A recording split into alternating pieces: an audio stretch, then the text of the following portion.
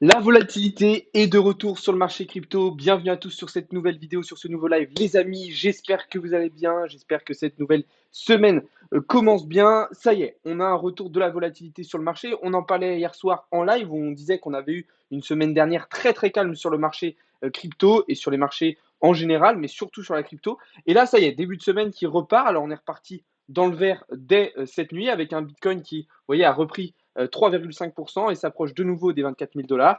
Et un Ethereum qui, même chose, est repassé au-dessus des 1700 dollars.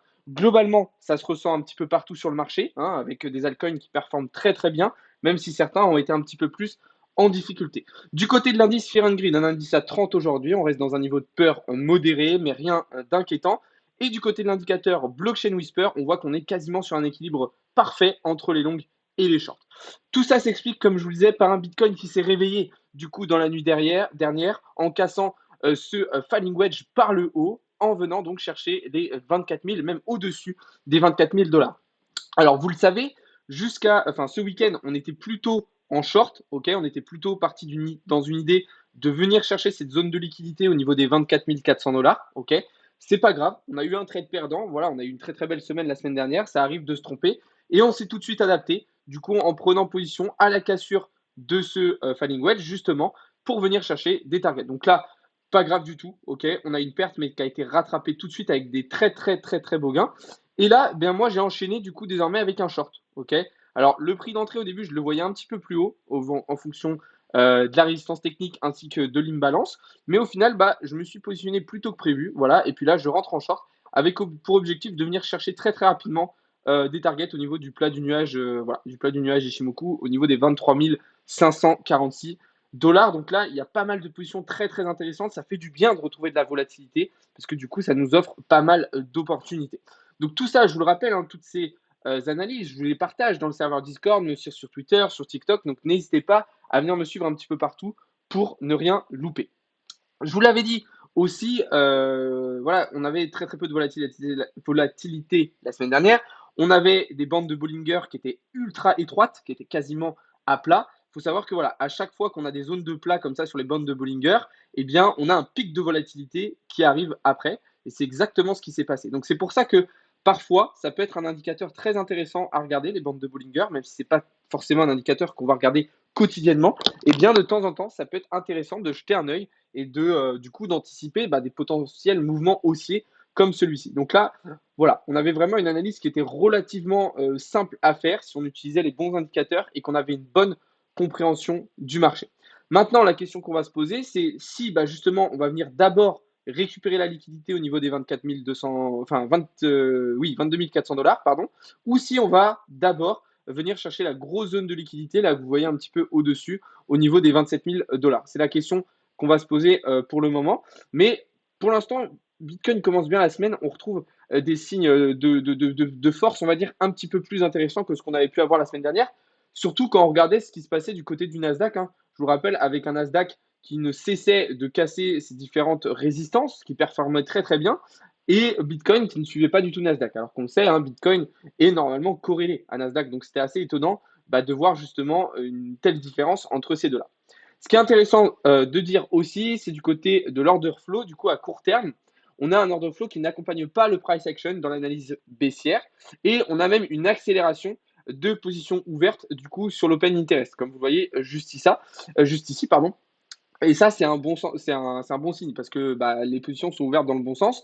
Donc, clairement, c'est très très intéressant ce qui se passe du côté de l'order flow, ce qui se passe du côté de l'open interest. Donc, on a des signaux haussiers sur ce début de semaine intéressant pour Bitcoin. Maintenant, attention, il ne va pas falloir non plus trop s'emballer. Je vous le rappelle, on est toujours dans le scénario en trois phases. Alors, cette phase de manipulation, justement, dans laquelle on est actuellement, semble se prolonger beaucoup plus que ce qu'on aurait pu penser. Et du coup, ici, le double top qu'on avait mis en place, c'est évidemment invalidé, étant donné qu'on n'est pas venu chercher une cassure par le bas. Du coup, voilà un petit peu la situation sur Bitcoin. Je vais répondre un petit peu à vos questions, puisque je suppose qu'il y en a. Et puis après, on va regarder ce qui se passe du côté d'Ethereum et du côté des altcoins un petit peu, parce qu'il y a eu beaucoup de choses intéressantes. Ça va et toi, Mamadou? 80% perdent leur portefeuille, la loi impose de marquer cette réalité. Alors oui, effectivement, Romain, suivre un call ne permet pas de gagner le trading, c'est aussi simple qu'on le dit ici. Alors justement, exactement Romain, c'est pour ça que quand je partage des calls et quand il y a des personnes qui me rejoignent, Je leur dis qu'il voilà, faut pas copier bêtement des signaux de trading. C'est impossible de gagner de l'argent en copiant bêtement des signaux. C'est très, très important de comprendre pourquoi le signal a été envoyé, pourquoi on prend cette position, dans quel contexte, et cetera. C'est pour ça que dans tous les cas, même si vous suivez des signaux, il faut absolument que vous soyez formé et que vous compreniez ce que vous faites. Parce que sinon, effectivement, vous allez être perdant, c'est obligatoire. Tu as mis combien de temps pour être rentable? Alors, le trading, j'ai mis à peu près 1 an et demi avant d'être rentable sur la durée. C'est-à-dire qu'avant 1 an et demi, il y avait des semaines où j'étais pas rentable. C'est-à-dire qu'il y a des semaines où j'étais perdant, d'autres j'étais gagnant, mais du coup, j'avais pas une rentabilité vraiment intéressante. Et j'ai mis à peu près 1 an et demi pour atteindre une rentabilité régulière et du coup, pouvoir, en dégager une source de revenus vraiment très, très intéressante. Voilà, après c'est 1 an et demi de trading qui m'a permis d'être rentable, pas 1 an et demi de formation, hein. La formation dure beaucoup plus longtemps, hein, évidemment. Il vous faut beaucoup plus d'1 an et demi pour devenir rentable en trading. Mais une fois que la formation est faite, en termes de pratique, il vous faut encore, on va dire, pas mal de temps, bien justement pour devenir rentable. Oui, j'utilise aussi la smart money. Bien sûr que, l'analyse, l'interprétation de liquidité et du price action fait partie intégrante, de ma façon d'analyser, c'est évidemment. C'est sûr, c'est obligatoire en fait. Donc voilà. Smart money, concept actu. Ouais, alors par contre, effectivement, par contre, le concept de smart money en ce moment est beaucoup trop hype, c'est-à-dire que tout le monde pense que c'est la seule manière d'analyser parce que voilà, c'est en tendance. Faut pas du tout penser ça, ok? Ceux qui pensent qu'ils peuvent analyser juste avec la méthode Wyckoff, avec la smart money, c'est faux, ok? On n'analyse pas avec une seule méthode, c'est impossible. Avec un seul indicateur, c'est impossible. AXS, AVAX, c'est fort. On va regarder ça juste après, justement, les altcoins, ne t'inquiète pas. 3 ans dans le domaine, même en 3 ans, c'est extrêmement court, hein. 3 ans, à moins que vous soyez très très fort, 3 ans dans le trading, pour être rentable vraiment, c'est une période assez courte, hein, Black Wolf, hein. Alors après, ça dépend, mais oui, j'utilise la SMC comme je viens de le dire. Exactement. Alors, par contre, la stratégie d'Elliott, beaucoup moins. C'est une stratégie que j'utilise beaucoup moins, les vagues d'Elliott, etc. Elle est pas mal, mais moi, personnellement, dans ma stratégie de trading, c'est pas forcément ce que j'utilise le plus. Tu utilises les robots de trading? Non, absolument pas, le Patriot français. Faites très très attention avec les robots de trading. Il y en a beaucoup qui sont pas bons et qui vont vous faire perdre de l'argent. Es-tu ici pour vendre des formations d'affiliation avec des brokers? Absolument pas, Romain. Je ne vends, j'ai aucun partenariat. Alors j'en avais eu un à un moment, mais pour de la bourse. Je ne vends j'ai aucun partenariat avec un broker, pas du tout. Je ne fais pas d'affiliation, c'est pour ça que je vois pas mal de personnes. D'ailleurs, il y a un autre TikToker, enfin TikToker, je sais pas si je peux appeler ça comme ça, mais il y a une personne qui m'a attaqué ce matin sur TikTok en disant que j'étais là juste pour vendre de l'affiliation. Vous pouvez regarder dans mon Linktree, hein, dans tous les liens, je ne partage aucun lien d'affiliation. Je n'ai pas de partenariat avec des brokers, je ne suis absolument pas là pour ça. Donc voilà, option binaire, t'en dis quoi? Ça va être l'objet d'une vidéo qui va sortir d'ici quelques jours. Je vais rentrer en détail sur toute cette partie-là. Tu confirmes que Futur, c'est fini sur Binance? Oui, pour ceux qui sont en France, en France, pardon, et dans certains autres pays, et surtout en France, depuis le 2 août dernier, on ne peut plus utiliser les contrats futurs sur Binance, effectivement. En alternative, alors Bybit, c'est bien, mais pour les petits portefeuilles, moi, je trouve qu'il y a beaucoup trop de frais. Et la vitesse de traitement des transactions, enfin des prises de position, est selon moi un peu longue. Personnellement, je préfère largement FTX, même en termes d'interface, de praticité. Je trouve que c'est une plateforme qui est beaucoup plus intéressante que Bybit. Du coup, je viens de le dire, j'utilise FTX Patriote français pour faire mon trading. Après, pour mes enfin, pour mes investissements, j'achète généralement sur Binance et puis après, j'envoie sur un wallet décentralisé comme MetaMask ou sur ma clé Ledger. Donc voilà, je suis bullish à long terme, évidemment. Je suis évidemment bullish à long terme. Du coup, voilà. Bon, les gars, on va passer sur la suite. Ok, on va continuer à analyser un petit peu ce marché en continuant, pardon, avec Ethereum. Alors, pour ceux qui me suivent sur TikTok, vous l'avez vu ce matin, je vous ai partagé une analyse intéressante sur Ethereum. Pourquoi? Parce qu'on a une divergence baissière sur Ethereum entre le prix et le RSI. Cette divergence baissière, on va l'identifier très très facilement. Avec, vous voyez, sur le prix, on a du coup une trendline ascendante. Alors que du côté du RSI, alors désolé, mon ordi est en train de bugger un peu, il me semble. Ok. Alors que du côté du RSI, on est sur quelque chose de baissier. Et cette divergence, justement, entre le RSI et le prix, elle est clairement baissière. Donc attention attention, ça pourrait être un signal de retournement de tendance dans les prochains jours sur Ethereum. Bon, après, moi, je reste plutôt confiant. C'est vrai que maintenant, ça fait plusieurs semaines qu'Ethereum montre des bons signes de solidité, des bons signes de force. Il performe très très bien, il surperforme même l'ensemble du marché. On l'avait vu, mais en weekly, c'est très très intéressant aussi ce qu'il nous fait avec des très très bonnes clôtures weekly, voilà, largement au-dessus du support 0,382 de Fibonacci. On a en plus de ça très très bien réintégré le pattern weekly. Donc globalement, Ethereum est en forme. Maintenant, attention, peut-être que voilà, Ethereum va continuer d'être très très bien pricé jusqu'au 19 septembre et qu'avec la mise à jour en fait Ethereum 2.0, l'arrivée d'Ethereum 2.0, peut-être qu'en fait le fait que Ethereum soit trop pricé comme ça et qu'on ait beaucoup de FOMO arrivé à the merge, et ben en fait peut-être que ça va créer un retournement de tendance et que cette divergence baissière justement avec le RSI va entraîner une correction bien plus importante. Donc il faut rester extrêmement méfiant. Je pense qu'il y a encore la possibilité de long et de prendre des bénéfices à la hausse assez intéressants sur Ethereum d'ici le 19 septembre. Mais moi, plus le temps va passer, plus on va avancer vers la fin de l'été, plus je vais réduire mes positions et je vais essayer de prendre des profits parce que vraiment, je pense que ça peut être qui tout double. En fait, le 19 septembre, soit effectivement, ça peut faire complètement péter Ethereum et du coup le pricer encore plus, soit avec tout le FOMO qu'on va avoir, ça pourrait être un gros piège de liquidité et qu'on se fasse tout savoir en fait avec une correction bien plus importante. Donc soyez extrêmement prudents sur ce qui va se passer dans les prochaines semaines sur Ethereum. Après, voilà, encore une fois, forcément, on va rester dépendant de ce qui va se passer sur Bitcoin. Et si on a un Bitcoin qui confirme cette tendance haussière actuelle, évidemment qu'on suivra aussi du côté d'Ethereum.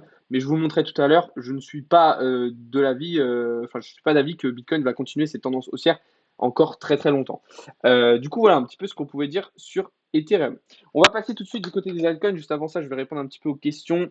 Je suis en spot sur NIR, c'est mieux de retirer et de racheter plus tard. Non, non, non, pas forcément, Mel. Le NIR est une crypto très intéressante, il y a un bon écosystème derrière. Donc ça n'a pas forcément d'intérêt, je pense, de vendre pour racheter plus tard. Donc voilà.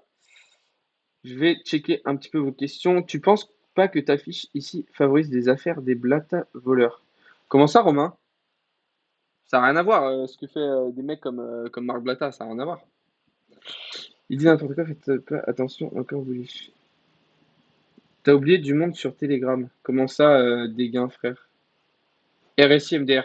Et le RSI, moi, je trouve que sur des grosses unités de temps, hein, c'est quelque chose d'intéressant. Après, c'est vraiment pas un indicateur que je laisse beaucoup sur mes graphiques. Euh, C'est une Rolex. Non, absolument pas. L'or, j'en pense quoi? Alors, sur l'analyse bourse, je te conseille d'aller dans le Discord. Tu vas avoir une partie bourse où il y a un de mes collègues du coup, qui va être spécialisé sur cette partie-là, qui sera bien plus performant et bien plus professionnel que moi sur cette partie-là, puisque moi, je ne suis pas donc voilà, je voudrais acheter de l'Ethereum et du Bitcoin, tu me conseilles quoi? Alors, ça va dépendre de ton capital, de ton budget, ça va dépendre de ton profil d'investisseur, ça va dépendre aussi de la durée de ton investissement, ça va dépendre si voilà, c'est un investissement une fois ou sur le long, où tu vas fonctionner sous forme de DCA. Donc voilà, tu investis sur les actions. Oui, bien sûr, d'ailleurs, cette semaine, je vais sortir une vidéo sur 4 actions que j'ai achetées récemment, qui sont très intéressantes et je vous expliquerai pourquoi. Tu penses quoi de FTM? FTM, écosystème très très intéressant. Très très intéressant. J'aime beaucoup l'écosystème derrière FTM, donc c'est l'écosystème Fantôme. Je pense que c'est vraiment un projet qui a beaucoup de potentiel à l'avenir et qui pourrait très très bien performer lors du prochain bull run. Donc voilà un petit peu ce que j'en pense. Après, voilà, même si je vous conseille et que je valide cet écosystème, faites vos propres recherches avant de vous positionner dessus. Vraiment, c'est très très important. Ok, on va continuer du coup du côté des altcoins avec quelques petites choses très intéressantes sur ce début de semaine. On va parler du rose hein, sur lequel on a pris 2 positions déjà sur ce début de semaine. Donc une plutôt hier soir avec la cassure de ce premier triangle de compression en H1 qui est venu chercher toutes les targets qu'on s'était fixées. Donc ça, il me semble que ce premier call là, c'était un call que je vous avais partagé en live hier soir. Vous pouvez aller voir la rediffusion sur la chaîne YouTube, mais il me semble que ce call là, je vous l'ai partagé hier en live. Donc là, une très très belle première prise de position. Et puis ce matin, eh bien, on s'est repositionné une nouvelle fois sur le rose. Alors cette fois-ci, c'était plus en. Du coup, ça va être plus lisible en M15. Merde. Hop, je vous mets la bonne unité de temps. Voilà. Donc là, ça, c'est un call que je vous ai partagé en plus gratuitement hein, dans le serveur Discord. Donc là, vous ne pouviez pas le louper. On a touché 2 TP sur 3, il me semble. Donc magnifique prise de position. Donc là, vous voyez qu'on avait un premier TP juste ici, un deuxième sur le plat qui jaune là, un troisième sur le haut du pattern. Et je crois que je vous avais envoyé un quatrième take profit sur le haut de la mèche ici. Donc là, on a touché 3 sur 4, c'est très très bien. Puis là, on est reparti un peu par le bas, mais c'est tout à fait possible qu'on aille chercher les autres TP. Donc vraiment très très intéressant. On avait une position aussi qui s'est très très bien passée sur le KDA. Donc ça, c'est une position que je vous avais partagée hier. On avait un triangle ascendant en H1 sur le KDA. Voilà, on a très très bien cassé par le haut. Boum, on est venu chercher absolument toutes les targets qu'on s'était fixées. Ça encore, je crois que c'est un call que je vous ai partagé gratuitement dans le Discord. Donc vous pouviez l'avoir vraiment facilement. Pour ceux qui veulent le rejoindre d'ailleurs, le lien est dans la bio.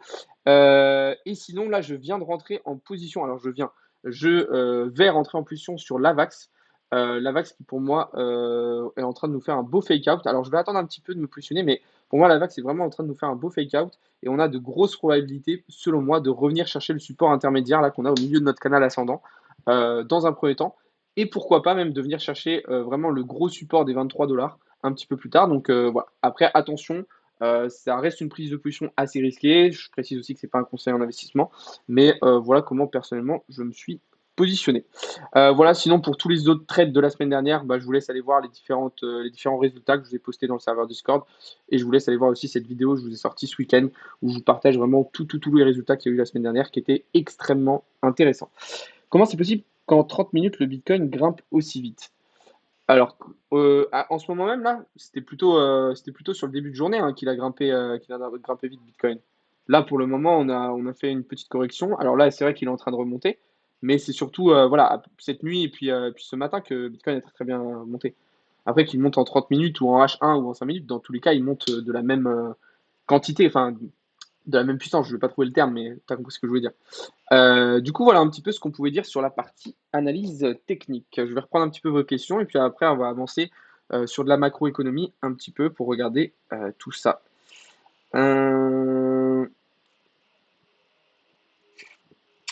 Ok, je vois qu'il n'y a pas eu d'autres questions. Et ben, on va continuer directement. On va continuer directement. Alors, déjà, ce que je voulais vous dire, c'était concernant le bear market. Ok, il y a beaucoup de personnes qui sont en train de FOMO totalement, qui pensent que ça y est, la correction sur le marché est terminée et qu'on va pouvoir relancer.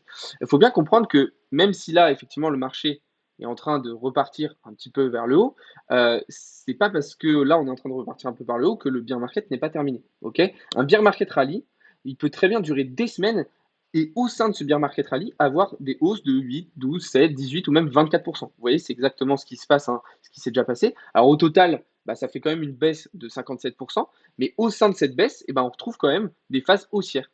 Donc là, c'est pas parce qu'on vient chercher de la liquidité par le haut que ce bear market n'est pas terminé. Je rappelle que le scénario qu'on s'est fixé sur Bitcoin, c'est bien celui d'une troisième phase après la phase de manipulation, qui va être une phase d'expansion, de liquidation, où on va venir chercher toute la liquidité en fait par le bas et probablement toucher un nouveau bottom. Et dans tous les cas, si on regarde l'analyse weekly, hein, c'est exactement, si on regarde en weekly, c'est exactement le scénario dans lequel on est. On n'arrive absolument pas en weekly sur Bitcoin à faire une bonne clôture weekly au-dessus du niveau 0,382 de Fibonacci. Et ça fait maintenant plusieurs semaines qu'on est bloqué en dessous. Donc logiquement, le prochain objectif, tant qu'on n'a pas reclôturé en fait au-dessus des 382, c'est de venir chercher le niveau 0,5 de Fibonacci, donc en direction des 17 140 $.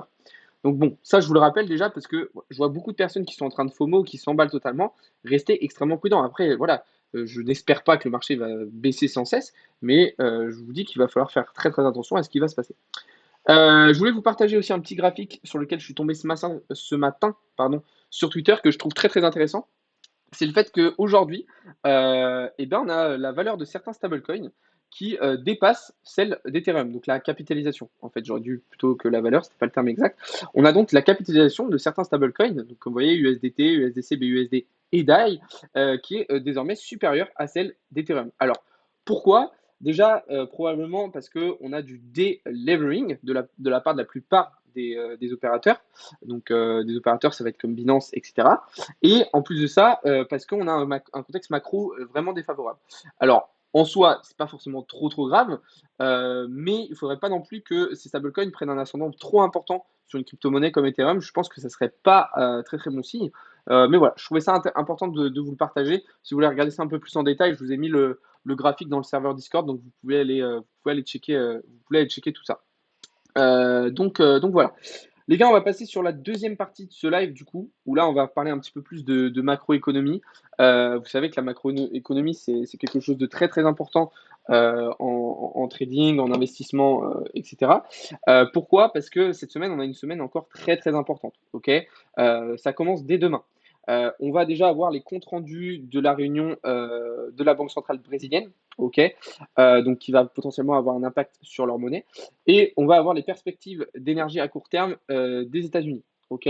Donc on sait, l'énergie en ce moment, c'est quelque chose d'ultra, comment dire, d'ultra important, c'est au cœur un petit peu de tous les débats et ça a beaucoup d'impact sur les devises, sur le prix, sur la valeur des actions, sur la valeur aussi des indices boursiers comme le Nasdaq et le S&P 500. Ensuite, mercredi, on a probablement la journée la plus importante de la semaine, puisqu'on va avoir les résultats d'inflation aux États-Unis. On va aussi avoir le sentiment des consommateurs américains.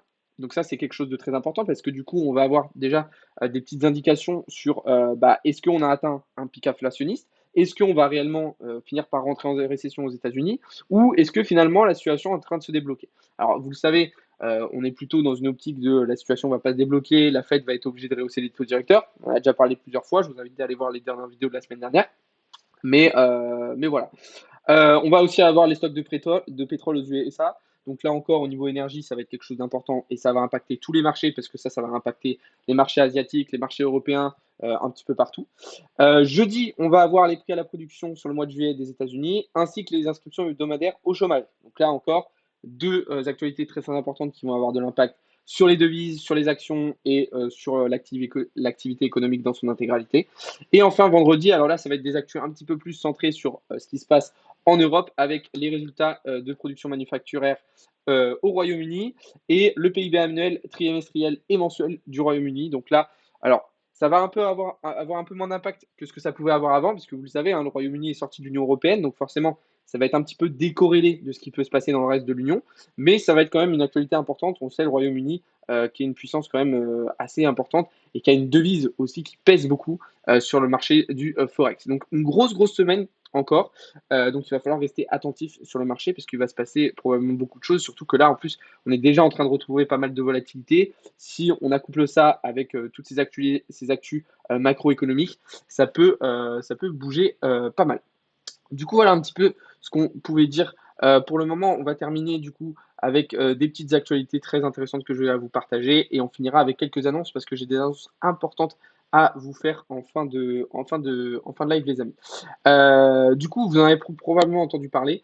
L'une des premières actualités dont on va parler aujourd'hui, c'est Tornado Cash, qui a été condamné du coup par le Trésor américain. Alors en gros, Tornado Cash, c'était tout simplement un protocole sur Ethereum qui en fait officiellement, ça ne servait pas à ça, mais officieusement servait à faire du blanchiment d'argent. Du coup, là, ça y est, le Trésor américain est tombé dessus et du coup, ça a été condamné, enfin ça va être condamné, et ça va être mis en cause, et je pense qu'ils vont se manger des bonnes grosses amendes, des bonnes grosses peines. Je pense que ça va être très très compliqué, très très compliqué pour eux. Du coup, voilà. Une autre actualité très intéressante à vous partager. Alors je l'ai perdu, je sais plus où je l'avais mise. Ah oui, c'est voilà, Decentraland qui autorise désormais les retraits en Bitcoin dans leur métaverse. Alors vous le savez, Decentraland aujourd'hui n'est plus forcément leader des métaverses. Ok, pour moi, The Sandbox est passé devant, mais c'est une très très bonne initiative de voilà accepter les retraits Bitcoin au sein de leur métaverse. Ça va apporter beaucoup à leur métaverse. Ça va apporter beaucoup aussi en termes de volume de transactions sur Bitcoin. Donc moi, je trouve que c'est une très très bonne actualité. Et enfin, on va parler de la dernière actualité du jour. Vous en avez probablement entendu parler parce que ça fait beaucoup de bruit. C'est Coca-Cola du coup qui va lancer une collection de NFT sur la blockchain Polygon. Alors pour ceux qui me demandent de temps en temps ce que je pense de Polygon, est-ce que c'est une bonne blockchain, est-ce que c'est un bon écosystème? Oui, oui ça l'est. Et en plus de ça, c'est une blockchain et un écosystème qui attire énormément en ce moment. D'un point de vue marketing, ils arrivent à trouver des gros partenariats. Donc moi, je ne serais pas étonné que Polygon et donc leur token Matic performent très très bien lors du prochain bull run. Voilà les amis, on arrive au terme de ce live. Du coup, comme je vous disais, j'ai quelques petites annonces importantes à vous faire avant qu'on se quitte. Jeudi matin, je pars en vacances à Barcelone. Du coup, le programme va un petit peu changer. les vidéos, etc. Ça va un petit peu changer. Alors vous inquiétez pas, je vais quand même essayer de vous balancer un maximum de trucs. Tous les 2 jours, du coup, là, je vous sortirai une vidéo sur des sujets un petit peu différents. Je vais en profiter pour vous apporter un contenu un peu différent. J'essaierai toujours de faire les analyses voilà, sur Twitter, etc. Mais forcément, je serai un petit peu moins actif. Après, pour ceux qui veulent suivre un petit peu quand même ce que je fais, ben, c'est rendez-vous sur Instagram et regardez un petit peu tout ce qui est story, etc. Donc voilà. Voilà les amis, on arrive au terme de live. J'espère que ça vous a plu. En tout cas, c'était un plaisir d'échanger avec vous aujourd'hui. Comme d'habitude, je vous invite à rejoindre le serveur Discord. C'est vraiment là que tout se passe, toutes les analyses, tout le contenu. C'est là que je vous partage absolument tout. Donc vous avez les liens dans la bio. Et puis je vous invite à me suivre un petit peu partout parce que je vous en balance de partout en fait du contenu, des calls, etc. Je vous en envoie partout. Donc je vous invite à aller checker un petit peu tout ça. Sur ce, je vous souhaite à toutes et à tous une très très bonne soirée, une bonne fin d'après-midi et on se retrouve dès demain matin pour davantage de contenu et davantage d'analyse. Salut à tous, c'était Alex de Crypto Learning.